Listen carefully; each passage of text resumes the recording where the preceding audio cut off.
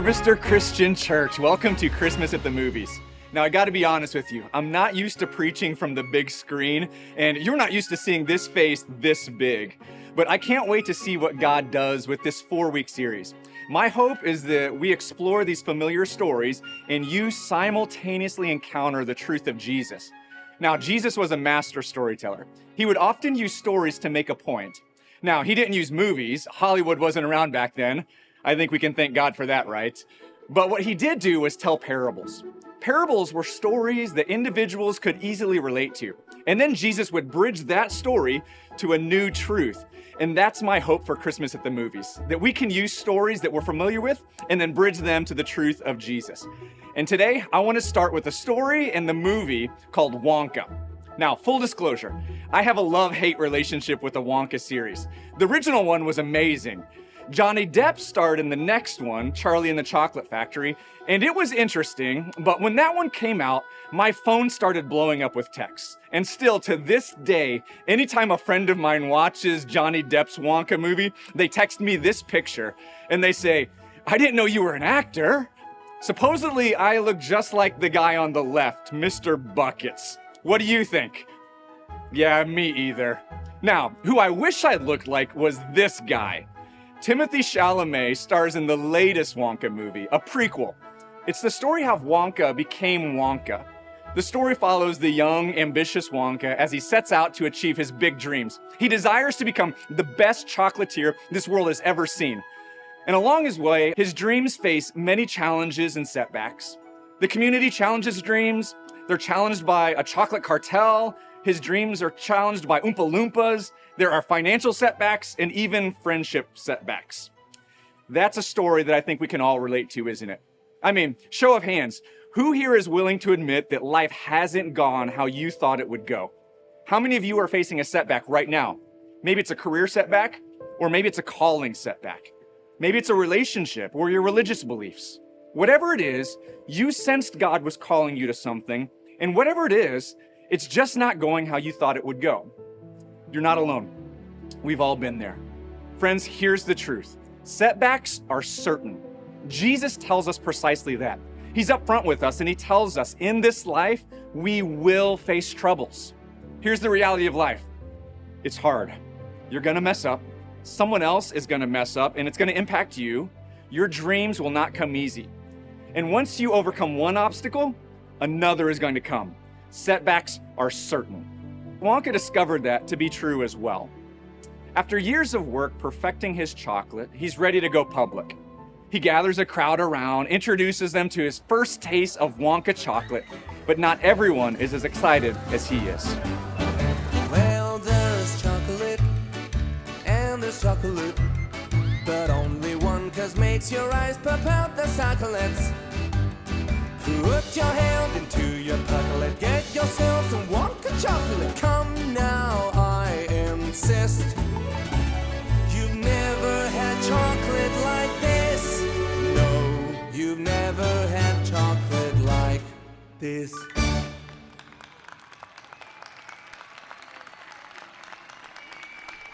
Thank you. Miss Bonbon, Yes, Mr. Slugworth? call the police. Very good, sir. Well, who wants to try one? I will. Mr. Slugworth, sir. Excuse me. Mr. Fickleboomer. And Mr. Prognos. What an honor. Ever since I was a little boy. That is quite a handshake. It's a business handshake, Mr. Wonka. Lets people know I mean business. Now, come along. Let's try one of these so-called hover chocks.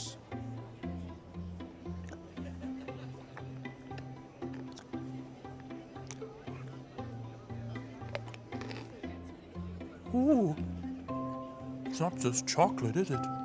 There's marshmallow That's right. Harvested from the mallow marshes of Peru. and caramel, but it's Salted with the bittersweet tears from a Russian clown. is that surely not cherry. Cherry picked by the pick of the cherry pickers from the Imperial Gardens in Japan. Well, Mr. Wonka, I've been in this business a very long time, and I can safely say that of all the chocolate I've ever tasted, this is without doubt the absolute 100% worst. Woo! There we have it, ladies and gentlemen, an endorsement from Wait, the worst? Wonka experienced a timeless truth that the scriptures clearly lay out. Whatever your hopes and dreams are, setbacks are certain. Moses, he's a great example of this. Moses was someone destined for greatness. He was a Hebrew slave boy in Egypt at a time when Hebrew slave boys were being put to death. But by the providence of God, he escaped the massacre. He grew up in Pharaoh's court as a prince, having access to all of the power and the privilege that Egypt offered. He became a strong, confident man who desired justice for his oppressed people. And he had a dream of freeing the Hebrews from Egypt. But when he took things into his own hands, he faced a huge setback, a setback brought on by his own character. Exodus chapter 2, starting with verse 11, it says this: Many years later, when Moses had grown up, he went out to visit his own people, the Hebrews, and he saw how hard they were forced to work. During his visit, he saw an Egyptian beating one of his fellow Hebrews. After looking in all directions to make sure no one was watching, Moses killed the Egyptian and hid the body in the sand. The next day, when Moses went out to visit his people again, he saw two Hebrew men fighting. "Why are you beating up our friend?" Moses said to the one who had started the fight. The man replied, "Who appointed you to be our prince and judge? Are you going to kill me as you killed that Egyptian yesterday?" Then Moses was afraid, thinking, "Everyone knows what I did." And sure enough, Pharaoh heard what had happened, and he tried to kill Moses. But Moses fled from Pharaoh and went to live in the land of Midian. When Moses arrived in Midian, he sat down beside a well. Moses went on the run, and he remained in exile for 40 years. For 40 years, his dreams were put on hold. Talk about a setback. How are you going to save your people when now you're running for your own life? Setbacks are certain. They were certain for Wonka, and they're certain for Moses, and they're certain for you as well. Now, the question is not, will setbacks come, but how will you respond when they inevitably do come? Not only are setbacks certain, but if you're gonna move forward, here's the second thing that should happen. Setbacks spark reflection. If you're gonna go through a setback, the least you can do is make the most of it, right? Maybe it's worth thinking of setbacks as invitations to evaluate, an invitation to make adjustments. In fact, if you're facing a setback right now, there are 3 reflections worth having. And the first thing we need to do is be accountable and ask this question: am I the problem? Whatever the setback happens to be, before we evaluate others, we should always start by evaluating ourselves. Now, this is hard to do. Most of the time, we assume that people are the problem, that other people are the problem. And sometimes that's true, but sometimes it's not. It's worth asking ourselves, did I miss something? Did I think too highly of myself? Did I try to do this on my own power? Did I listen to wise counsel? Did I listen to God? If you're in a relationship that's falling apart, a career that's not taking off, or nobody seems to be taking you seriously, it's worth asking, am I giving my all? Am I sending the wrong message? Is there something in my attitude or my action or my character that I'm blind to? Maybe, maybe not, but it's definitely worth asking. And you know, that's exactly what Moses did. After 40 years of exile, Moses had plenty of time to reflect. So much so that when God calls him back to the task of freeing the Hebrew slaves, Moses is much more humble now. God tells Moses that he's heard the cries of the Hebrew and he's ready to free them. And of all the people to do it, God's chosen Moses to be the leader of this revolution. God says this to Moses in Exodus chapter 3, starting with verse 9. "Look, the cry of the people of Israel has reached me, and I've seen how harshly the Egyptians abuse them. Now go, for I'm sending you to Pharaoh. You must lead my people, Israel, out of Egypt." Wow, what an honor to be chosen by God. Moses is being sent on this grand mission. Now, young Moses would have relished this opportunity, but now, 40 years later, we see a much more reflective Moses respond when he says this: "Who am I to appear before Pharaoh? Who am I to lead the people of Israel out of Egypt?" God answered, "I will be with you, And this is your sign that I am the one who has sent you. When you have brought the people out of Egypt, you will worship God at this very mountain. Who am I? That's self-reflection right there. Moses realized a lot about himself. When he was younger, he was willing to take things into his own hand, even kill if he had to. But now, as a more reflective person, he realizes that he's not the superhero he once thought he was. So he responds to God, "Who am I? Who am I to appear before Pharaoh? Who am I to lead your people?" And because of this attitude, power shifts from Moses' hands to God's hands. And God tells him, "Yes, that's exactly what I want to see in you. Now we can do this together.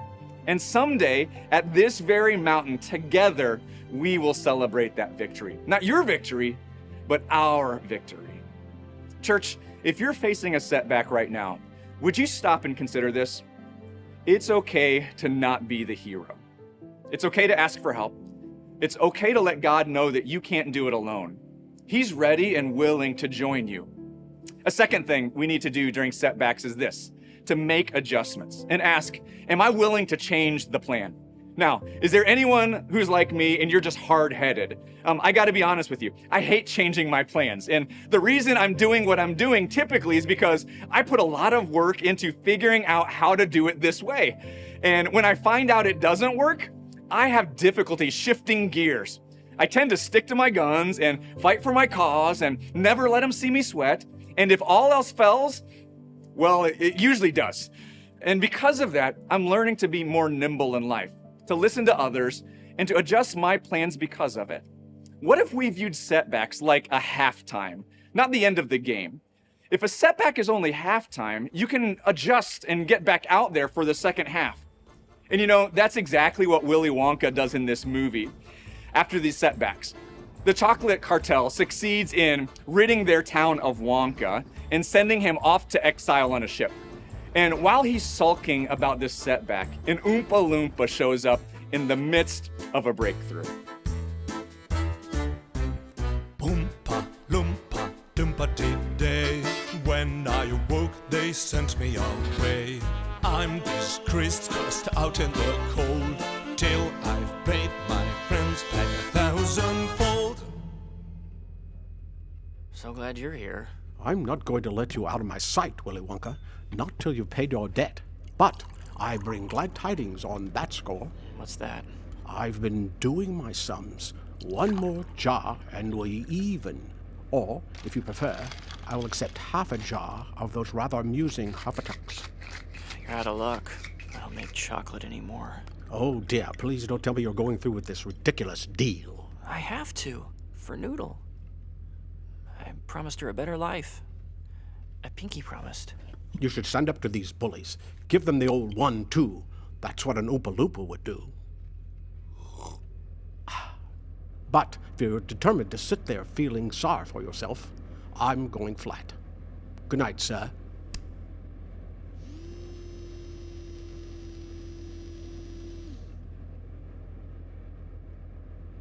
Huh.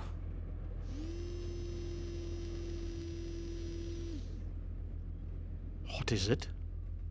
No, nothing. Well, it's obviously something, because you said, huh. I'm sorry. Forget it.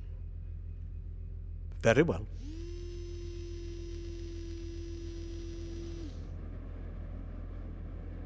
Huh. Oh, you did it again. Tell me what it is, or I shall poke you quite viciously with a cocktail stick. Look, where Slugworth shook my hand. His ring left a mark. See? It's an A, surrounded by S's. So what? His name is Arthur Slugworth. It's probably a family ring. Yes, but Noodle has one just like it. Noodle? Uh-huh. Why would Noodle, the orphan, have a Slugworth family ring? There's only one reason I can think of. Which is? And if I'm correct, Noodle could be in grave danger. Well, come on, Wonka. Spit it out. Produce your owl pellet of wisdom. There's no time. I gotta get back. Captain! Wonka? Often, after a setback comes, there's this moment of clarity that can lead us to a willingness to step out in faith. And that's the third thing I tell you to do after a setback.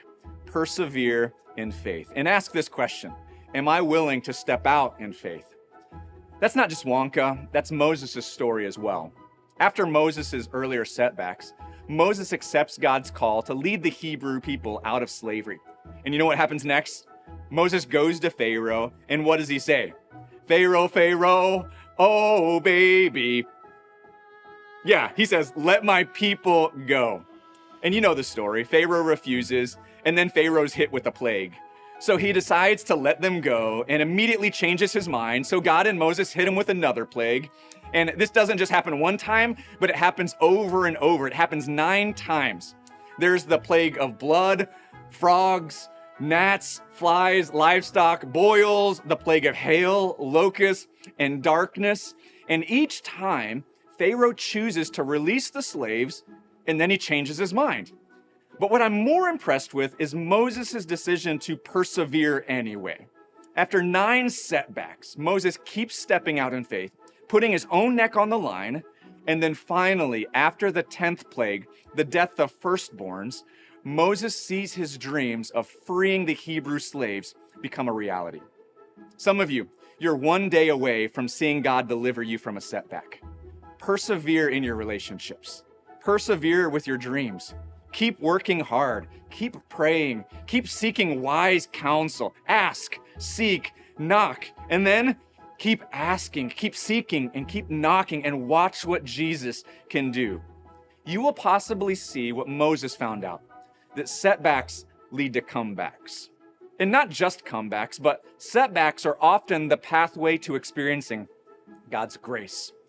We see his power most often when our power fails. We see how he perseveres and displays his power even when we're weak. After the Hebrews escaped through the Red Sea, we're told that the victory was God's victory, but Moses was included in the win.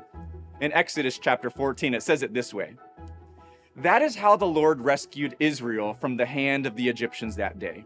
When the people of Israel saw the mighty power that the Lord had unleashed against the Egyptians, they were filled with awe before him. They put their faith in the Lord and in his servant Moses." Moses' greatest comeback came at the Red Sea when it wasn't Moses who proved to be powerful, but God who proved to be powerful. Imagine what God could do if you persevered and invited him into your plans. After setbacks, Wonka caught a new vision, a vision for a comeback. And the vision was bigger than just a simple storefront, but a whole kingdom of chocolate. It's a shame you have to go.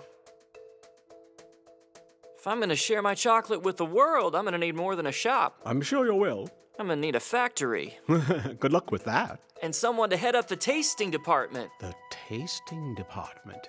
Come with me, All right. and you'll be Where?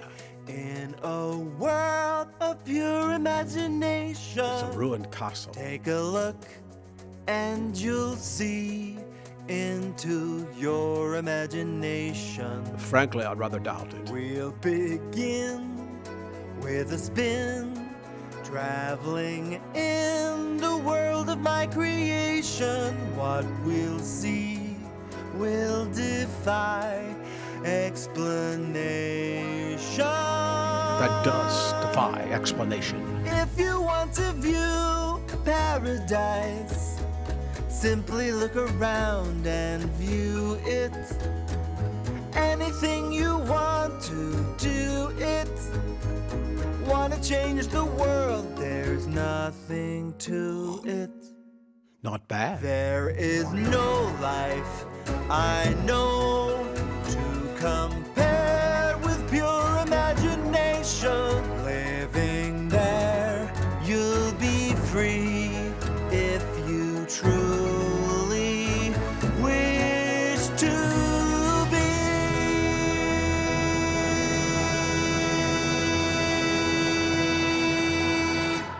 Whatever setbacks you're facing today, remember this. Just like Moses, just like Wonka, God can use your setbacks to craft a comeback, one that reveals his grace and strength through your weaknesses. I know it's hard to imagine that God can turn it around, especially when you're in the thick of it. But here's my prayer for you this Christmas season, that you would look to God again.